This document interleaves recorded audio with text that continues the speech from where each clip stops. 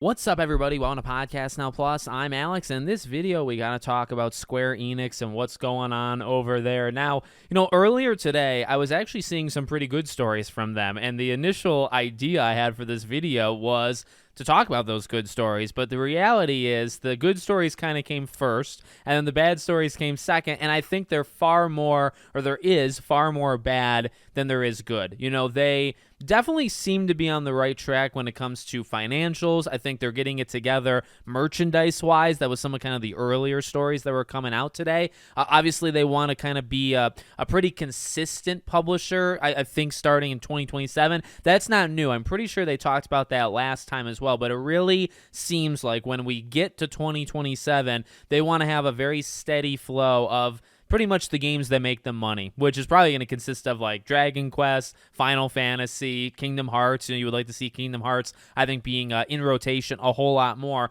and maybe a few others. But they're also focusing on, technically they say, like quality over quantity. So not necessarily flooding, which they have gotten themselves in trouble with before, right? Like just releasing games to release games. It kind of made back in the day, Final Fantasy 16, again, I'll always say it did pretty well. I think Square Enix was kind of relying on it to save themselves from Foam Stars and the other like 2 or 3 bad projects they had in the year before. So they kind of were just throwing things at the wall at a certain point, and I think they've really cut that. So, all of that stuff I think is generally good. I want them to figure it out. I want them to be consistent. I'll always love, a lot of their games. I mean, Kingdom Hearts is one of the most special games in my life, so I always want Square Enix to be doing good. But at the same time, okay, you kind of get to the later stories, and there's 2 main parts to it, right? Number one, they're laying off quite a few people, and number one, they're kind of laying off people worldwide. The UK is being hit. I think at least 100 plus jobs are going to be hit in the UK.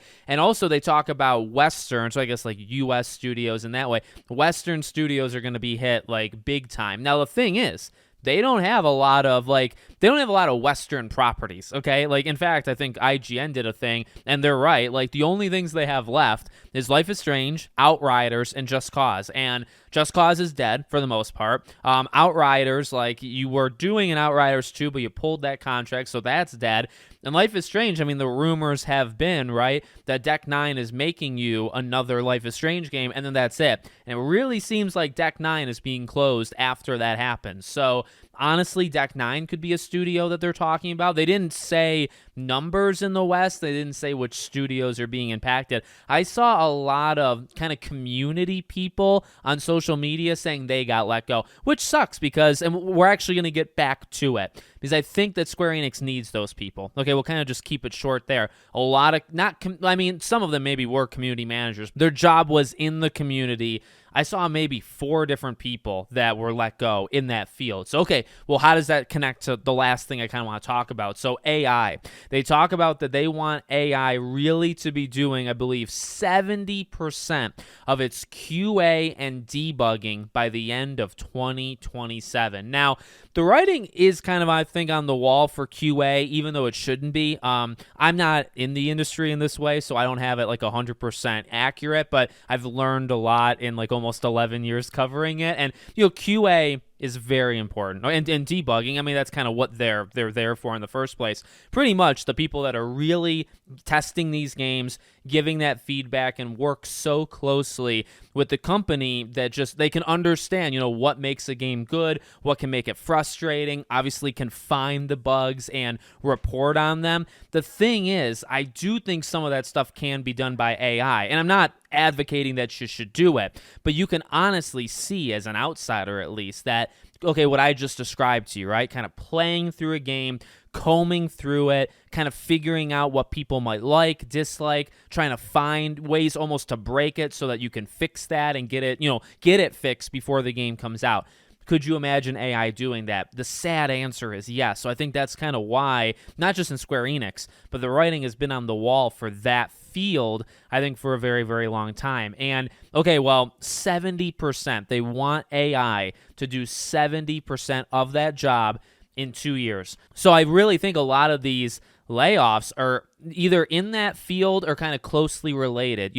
Even like community stuff, you could probably, I don't think it would work, to be honest with you, but I could see them trying to do like, could you have AI community leaders, community managers? And I think the answer is probably no. I mean, they're certainly, I think, going to try it. And then even with, QA and stuff, like if AI is not good, and this is where I think companies are just jumping the gun, they do this all the time, right? Or every time. If they're not careful and AI doesn't work exactly how they want it to, you are going to be taking 10 steps backwards, right? You're laying off QA people. You're letting AI figure out these bugs. What if AI misses 10 times the bugs? What if they mess something up 10 times more often than a human does? Like, you can really get these games in a bad spot. So maybe they'll eventually realize it. Maybe AI won't do that. Maybe I'm getting, maybe I'm too worried about that stuff. We'll see. We'll kind of see what happens. Now, there was a side story, like an adjacent type story that kind of connects to all of this. I saw this online. It was talking about, like, it was either the average or the median. Now, those two things aren't the same thing, but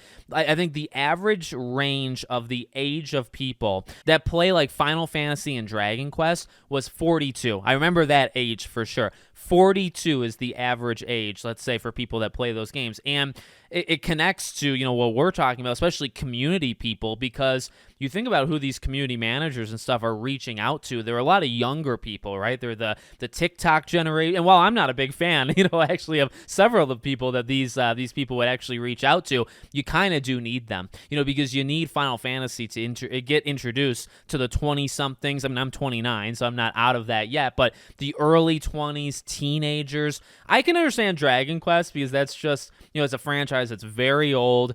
It's getting this rebound and reinvigoration now, but for the most part, it's always been, well, for a while, right? Like the entries have just not been that consistent, and you can understand, at least I can understand, why that would be like an older demographic, but that's not ideal. I do understand older and older people are playing games, and people that were playing games 10, 15, 20 years ago, like they're still playing games now. People that were playing games 30 years ago are still playing games now. But the thing is, you have to kind of get younger at some point too. So to have the age of people that are playing Dragon Quest and Final Fantasy be in their 40s, you don't want that to keep going. You don't want that to be in the 50s or the 60s in 5, 10, 15 years. You don't want the demographic to be that old. And then, when you're laying off people that are supposed to be reaching out to those, that are supposed to be younger, and you could, by the way, you could then blame, I think, a lot of the creatives too, where it's like you got to find a way to like connect with the younger group and like try to get them involved or just engaged in these newer games,